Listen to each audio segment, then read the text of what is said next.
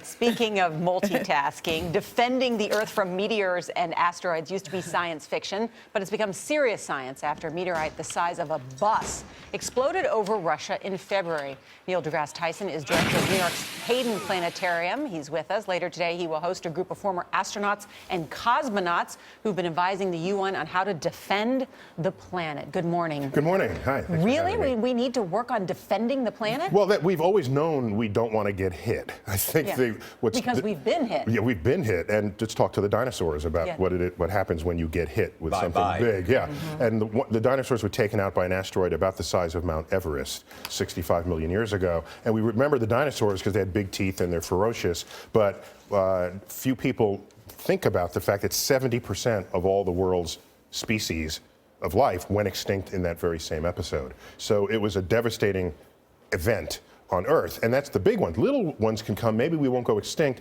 but it could take out our grid. We might have to jumpstart civilization. And the problem is, while we know about these risks, what happens when we do find one headed our way? Who's in charge of deflecting it? What monies will you use to put together to fund such a mission? How much warning would we get? Well, so you want as much warning as possible, and there are asteroids who have collision courses with Earth where you would say, okay, I know their orbit very well. In 100 orbits from now, it will hit. Then you get enough time to possibly do something about it. There's another category of comet that comes in from the depths of space. We call them long-term comets. If you discover those, you only get like 3 months warning. So you need something ready to go. How could you prevent it, and what would it cost? Well, the cost, who knows? Certainly the most expensive space mission there ever was. So it's more than just going to the moon. You don't want to make a mistake. Yes. You don't want to go there and have it not work. And there's some people who say, well, let's blow the sucker out of the sky. You know those folks who want to blow stuff up. Yeah. The problem with blowing up an asteroid is, while we're really good at blowing things up, we're less good at knowing where the pieces will fall afterwards. And you don't want to take one asteroid, turn them into two, and have to evacuate 2 coastlines, for example. So right now, the odds-on favorite is the effort to deflect an asteroid out of harm's way. It still lives to hurt you on another day, but once you can start maneuvering where things are in the solar system, you're done. You've assured your survival for millions of years to come. Can we talk about Gravity for a moment, the film? I was just going to You had to go there. Yes, because womp, womp, Debbie Downer. We just go to see a great movie, Neil deGrasse Tyson. I'm eating my popcorn.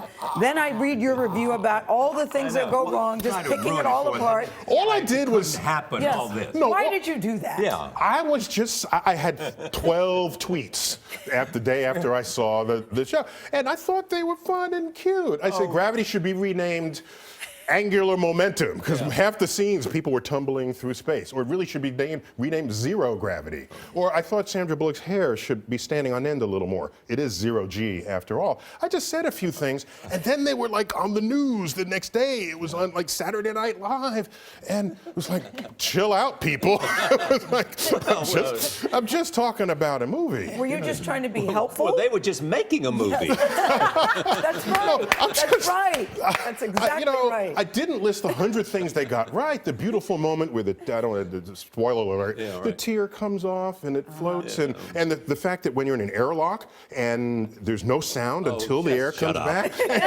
No, that was cool, and I liked the movie. It's doing well at the box office, so. By the way, we thought you were an astrophysicist, not a movie reviewer. No, That's right. No, but it is fun to think about the science that's in movies.